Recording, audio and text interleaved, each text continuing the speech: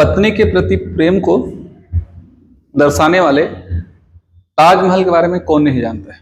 आज से 1700 साल पहले शाहजहां ने अपनी पत्नी मुमताज के लिए विश्व प्रसिद्ध ताजमहल का निर्माण किया था, जो विश्व के 7 आश्चर्यों से एक है।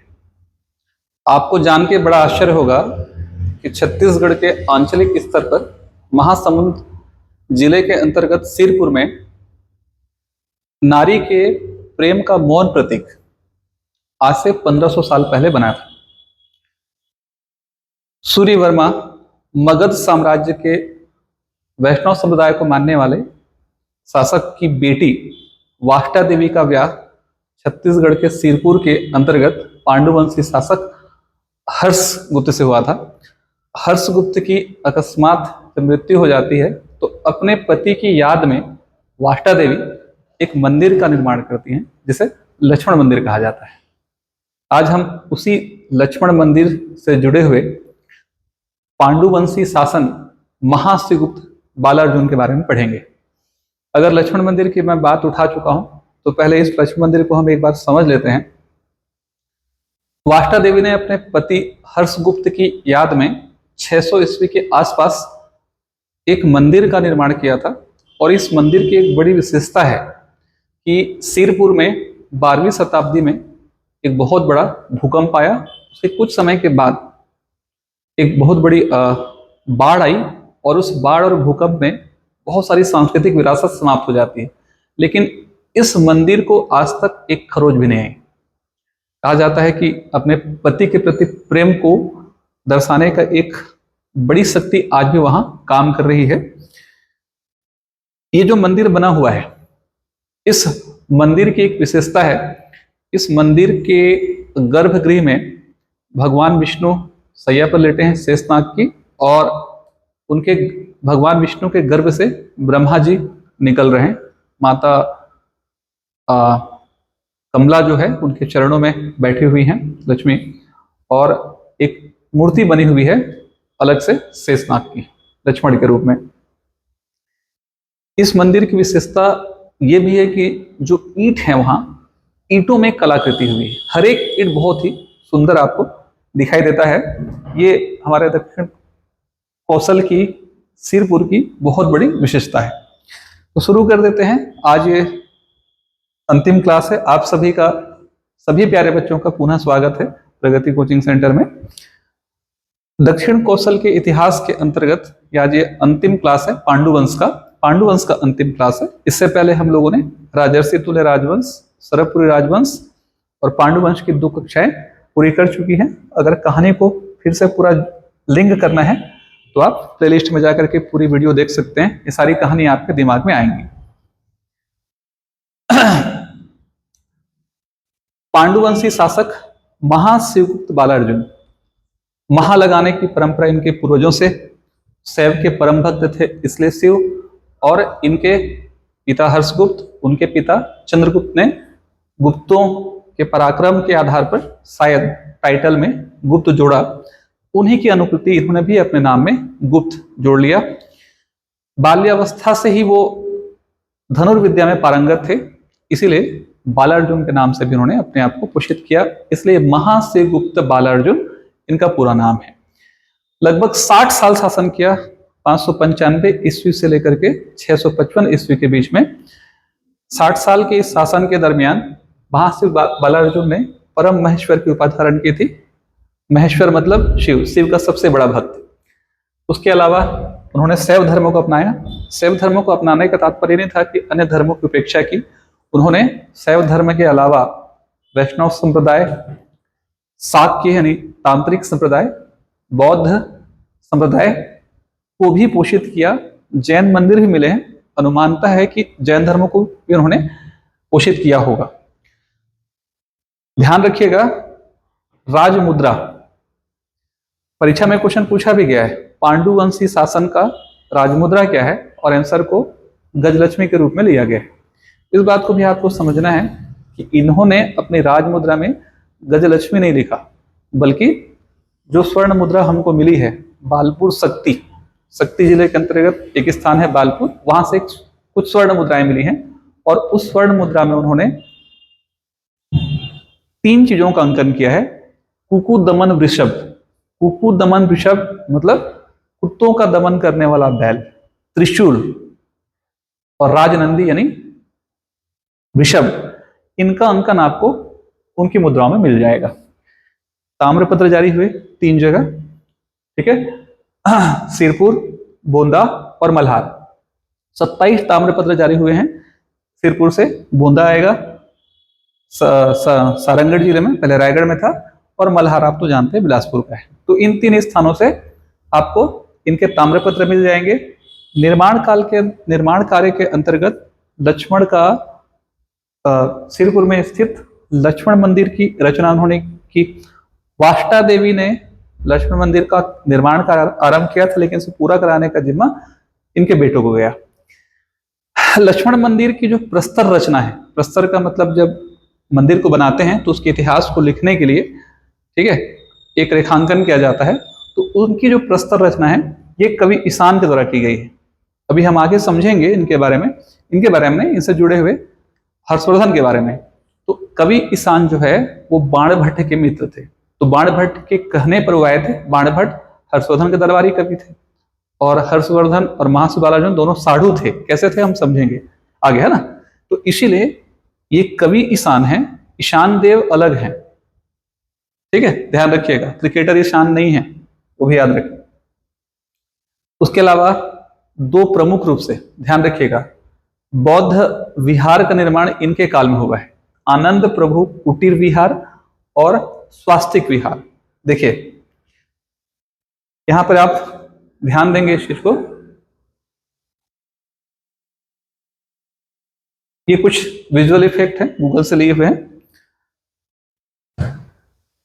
सिरपुर से उत्खनन में, ये डायरेक्ट नहीं मिला है, ध्यान रखिएगा इस चीज को। जब उत्खनन हुआ सिरपुर का, तो पुरातात्विक स्थलों के उत्खनन के दरमियान हमको 2 स्थल मिले हैं प्रमुख रूप से, जो मैंने आपको वहां बताया। इस स्थल में आप देख लीजिए, जैसे ये स्थल है, एक ऐसा स्थल है जिसमें दोनों के फोटो को मैंने कंबाइन ले लिया है। आनंद प्रभु कुटीर विहार में 14 कक्ष हैं, अभी खंडित जीर्ण शीर्ण अवस्था में 14 कक्ष हैं। अलग अलग बौद्ध भिक्षुओं के रहने के स्थान को रेखांकित किया गया है। उसी बौद्ध कक्ष के अंदर में एक कक्ष में महात्मा बुद्ध की मूर्ति और 2 अन्य मूर्तियां मिली हैं। ये सारी की सारी जो है शिवगुप्त बालार्जुन के काल की है, उसी काल की। बाहर में आप जाएंगे तो कुछ स्त्रियों की मूर्तियां हैं जो बौद्ध धर्म से जुड़े हुए हैं। यहाँ भी बौद्ध की मूर्ति है, यहाँ भी बौद्ध की मूर्ति है।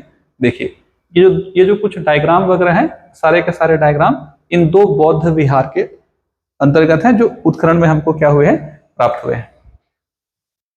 ठीक है, तो 2 प्रमुख चीजों को ध्यान रखिएगा, आनंद प्रभु कुटीर विहार और स्वास्तिक विहार। इसके बाद गंधेश्वर महादेव मंदिर, ये सिरपुर में है। बालेश्वर भट्टारक मंदिर, ये भी शिव मंदिर है। ये 4 प्रमुख शिव मंदिर जो परीक्षा उपयोगी हैं, इसलिए नहीं तो मंदिरों की संख्या जो है करीब करीब 20 से लेकर 30 के आसपास है। इस काल के मंदिर जो है, एक मंदिर नहीं बनता है किसी राजा के काल में, इनके काल में ऐसे ही इनके काल को स्वर्ण युग नहीं कहा जाता है। बहुत सारे मंदिर मिले हैं और सारे अलग अलग संप्रदाय के मंदिर मिले हैं। तो गंधेश्वर महादेव मंदिर, बालेश्वर भट्टारक मंदिर, सिद्धेश्वर महादेव मंदिर और उसके बाद अंडल देव मंदिर, ये सारे के सारे जो 4 प्रमुख मंदिर हैं, ये शिव मंदिर हैं। परीक्षा में पूछा सकते हैं। गंधेश्वर महादेव मंदिर और बालेश्वर भट्टारक मंदिर सिरपुर में है। सिद्धेश्वर महादेव मंदिर पलारी बलौदा बाजार में है, और अंडल देव शिव मंदिर जो है वो है खरोद में, जांजगीर चांपा में। ठीक है, इस बात को ध्यान रखिएगा। इनके समकालीन 4 शासक मिलेंगे आपको। नरसिंह वर्मन पल्लव वंशी शासक, पुलकेशिन द्वितीय चालुक्य वंशी शासक, हर्षवर्धन उत्तर भारत में इनके साधु साहब, और विलासतुंग दक्षिण कौशल में नलवंशी शासक। ठीक है, ध्यान रखिएगा इस चीज को। इसके बाद वेनसांग की यात्रा भी हम पढ़ेंगे। इनके काल में वेनसांग 639 ईस्वी में आए थे। 639 ईस्वी में वहां भी पहुंचे थे हर्षवर्धन के काल में, और इसी दरमियान बौद्ध स्थलों का, जहां जहां बौद्ध स्थल थे उन बौद्ध स्थलों को देखने, बुद्ध जहां से गुजरे हैं उनके चरणों को देखने, बौद्ध ग्रंथों का अध्ययन करने के उद्देश्य से वेनसांग चाइना से भारत आए थे, बौद्ध भिक्षुक थे। और उन्होंने जब अपना यात्रा विवरण लिखा, उसमें उनके यात्रा विवरण का नाम सीयूकी है।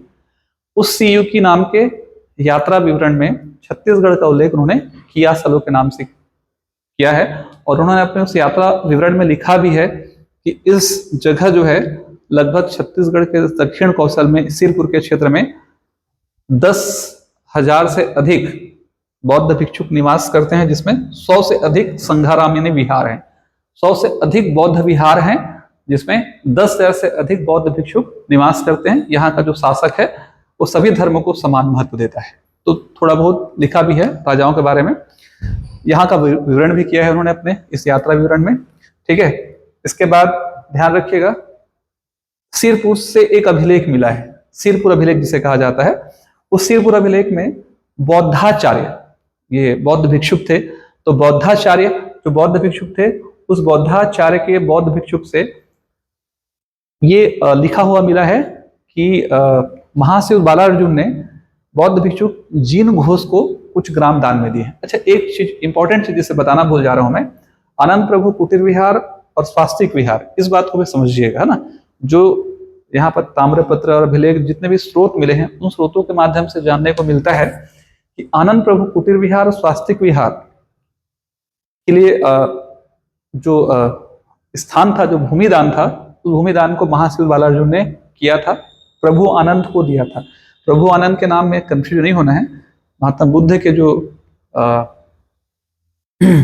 सौतेले भाई थे आनंद, वो अलग हैं, जिन पर सौंदरानंद नाम का एक ग्रंथ लिखा गया है, वो अलग है, ये अलग है, ये बौद्ध भिक्षुक है ना, उन्हीं के नाम की अनुकृति है, उन्होंने फिर अपना नाम आनंद रखा होगा। तो बौद्ध भिक्षुक, उन्होंने आनंद प्रभु कुटीर विहार और स्वास्तिक विहार, स्वास्तिक का निशान बने से स्वास्तिक विहार का निर्माण किया है। और किनकी सहायता से किया है? शिवगुरु बालार्जुन की सहायता से किया है। ठीक है, तो इस बात को भी आपको समझना है। चलिए आगे बढ़ते हैं, थोड़ा सा हम ये समझ लेते हैं। इस दरमियान एक युद्ध हम समझेंगे जो महाशिव बालार्जुन से जुड़ा हुआ है, नर्मदा घाटी का युद्ध है। नर्मदा घाटी का युद्ध 612 ईस्वी में हुआ था या 634 ईस्वी में हुआ था, इसको लेकर के बड़ा विवाद है। एथेंटिक जानकारी अवेलेबल नहीं है कि युद्ध कब हुआ, लेकिन युद्ध क्यों हुआ वो तो क्लियर है। देख लीजिए, हर्षवर्धन का शासन जो है, हर्षवर्धन, वर्धन वंश या पुष्यभूति वंश, हरियाणा के क्षेत्रों में इनका शासन था। इनकी बहन राजश्री का विवाह जो है कन्नौज यानी उत्तर प्रदेश में हुआ था। उनके पति की ग्रह वर्मा, अब भारत के इतिहास में पढ़ेंगे आप इसको, हत्या हो जाती है। और जब हत्या हो जाती है तो ऐसी अवस्था में हत्या का बदला भी लिया जाता है, और ये अपनी बहन के प्रशासन को खुद उनके साथ साझा करके चलाते हैं।